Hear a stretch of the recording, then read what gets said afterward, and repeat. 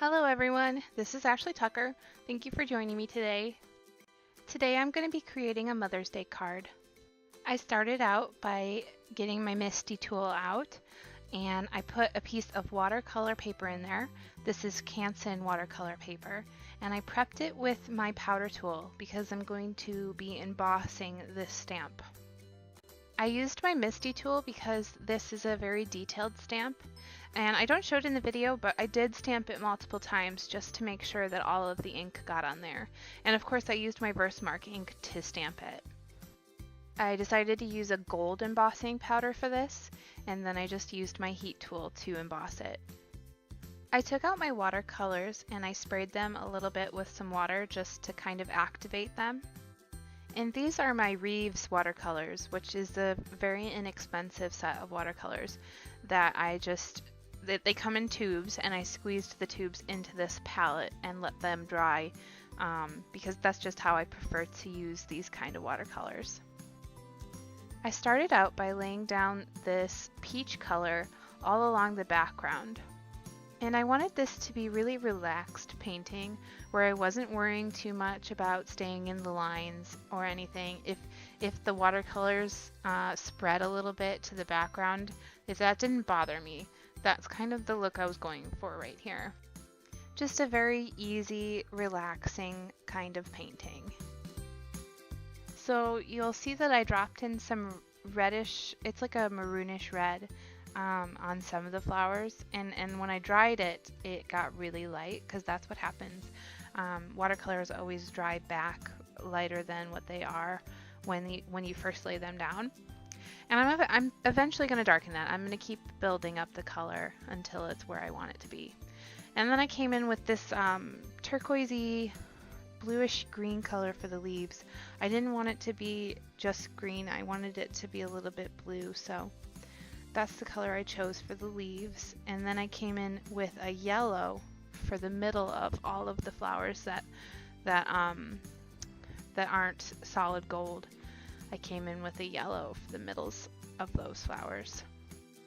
So after laying down a first coat of all of those colors, I took out my water brush, which has a really thin brush on it. It's a very fine brush, and I came in with less water and more paint to paint over everything so that it would be a little bit darker, and this time it would stay more in the lines, but you'd still have that like kind of ghosting of the very first bit of paint where it went out to the background a little bit, and that's kind of what I was going for. And using this really fine brush, I'm able to get all of those really small details because some of the leaves on this were really small. The stamp set that I used for this is actually an older stamp set released by Michaels, and I don't believe they sell it anymore.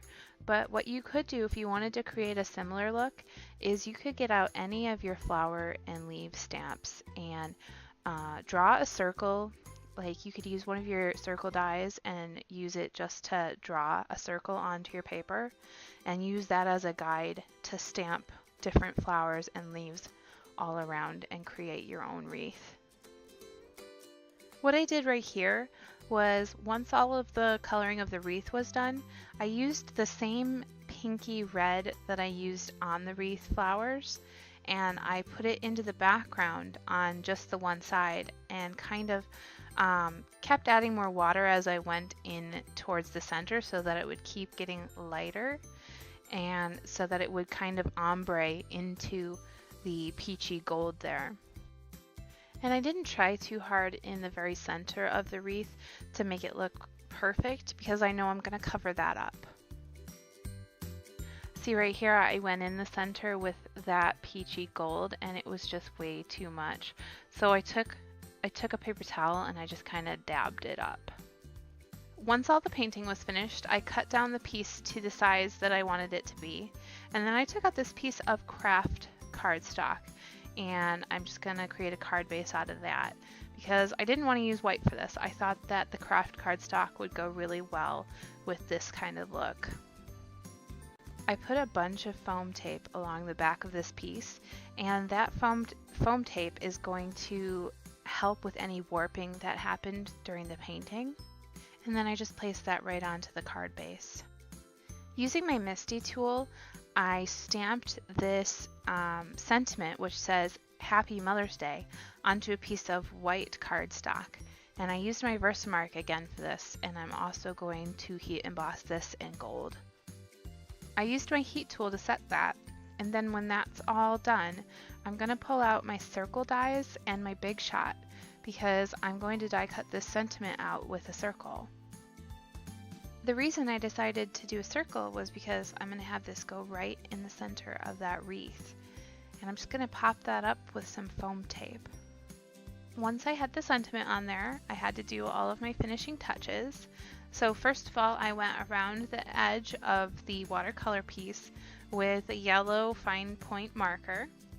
And next I'm going to pull out some sequins, and I just used clear sequins for this card and used my Tombow glue and my Pick Me Up tool to place those.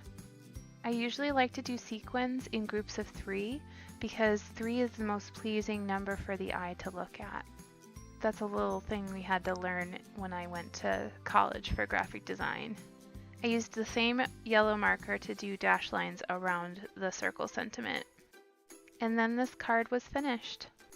Thank you for watching today. I hope you really liked this Mother's Day card design. All of the supplies used in this video can be found in the description down below. If you enjoyed watching, please be sure to hit the subscribe button so that you can see all of my future videos. I'll be back with a new video on Monday. Again, thank you for watching, and I hope the rest of your day is wonderful.